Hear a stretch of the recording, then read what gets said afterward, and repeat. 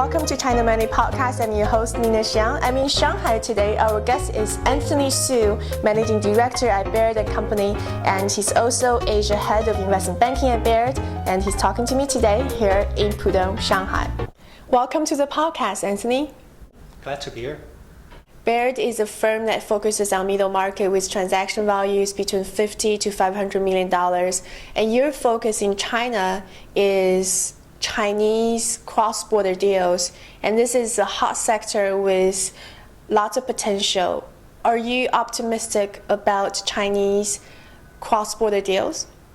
Yes, I'm very optimistic. In fact, we're spending a majority of our time right now working on cross-border deals between China and the U.S., China and Europe. Chinese companies, as they grow out of their home market, they're looking for international markets, and very logically, U.S. and Europe, because of the technology level and capabilities in the Western world. Mm-hmm. For the Chinese companies, especially those for advanced technology, so they can transfer technology to the home market, both for upgrading their own production capability, and also to feed more high value products into the domestic market. It makes a lot of sense. So Chinese outbound M&A deal in 2011 was about $43 billion, and that's up about 12% from 2010.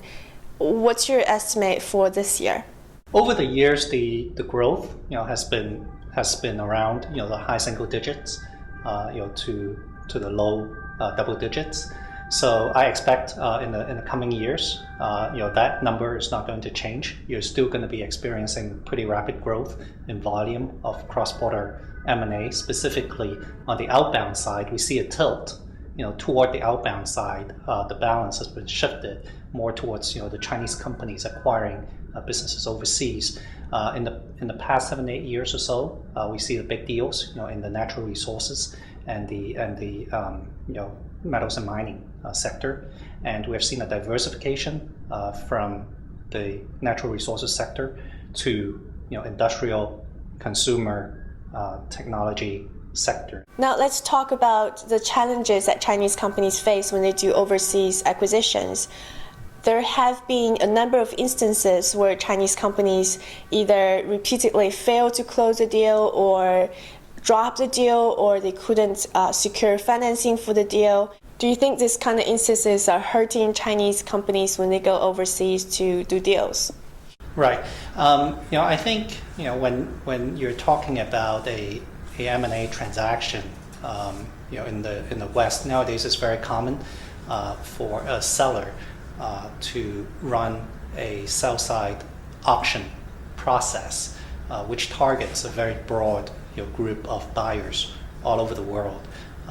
Chinese companies are only a subset of this global buyer universe that the seller is targeting. So by nature, any buyer having a chance to close the transaction obviously will be smaller than if it's on a one-on-one situation. So I don't think that only Chinese companies have a low probability of closing. But having said that, Chinese companies do have some difficulties to overcome. One, it's just the physical distance. During a cross-border deal, where for a domestic deal you can basically interact with the sell side real time, where there's very big time difference because of the time zones. So Chinese companies would be at a disadvantage. And second of all, language barrier is another very obvious difficulty. Valuation is another challenge, because the way Chinese companies value transactions may be a little different from the West. We see some deals which are done in a hurry, probably without proper due diligence, and maybe the leadership at the Chinese company has a vision for international expansion. It's very typical for deals to be done with a handshake here in China, but in the West, extra due diligence is required if you want to make sure that the acquisition will end up to be a successful one. Some of those challenges you mentioned sounds like could be remedied in a short time. So what do you think Chinese companies need to do to improve, and how long will it take for them to become mature players? The bigger and the more sophisticated Chinese companies, it will be the learning curve will be steeper. They will learn faster, and they will be very much up to speed. And I don't think it's going to take a decade. It may take 3 to 5 years for the bigger companies to get up to speed on cross-border M&A. For the smaller companies, because of the lack of resources, it may take longer for them to learn the process. But as in all things, I think Chinese learn really fast. If you look at the economic development of China, it's been spectacular by any standard. I don't think that M&A is any different.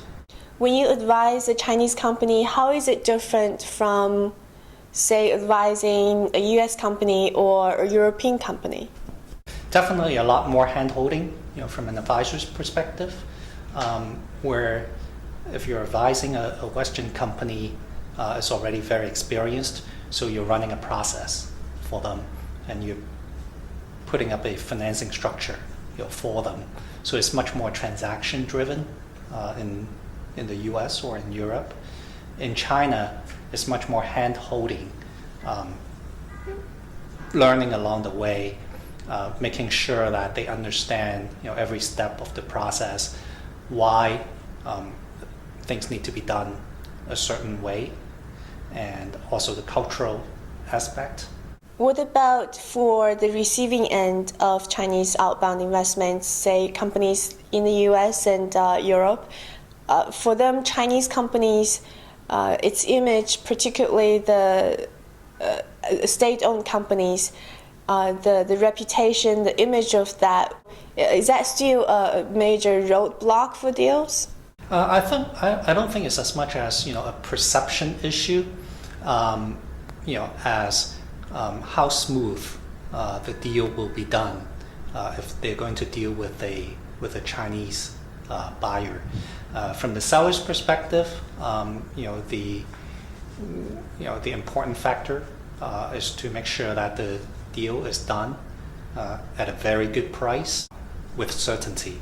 So from the seller perspective, I don't think it's so much as whether it's a Chinese SOE as to how likely this deal is going to get closed very smoothly at a good valuation.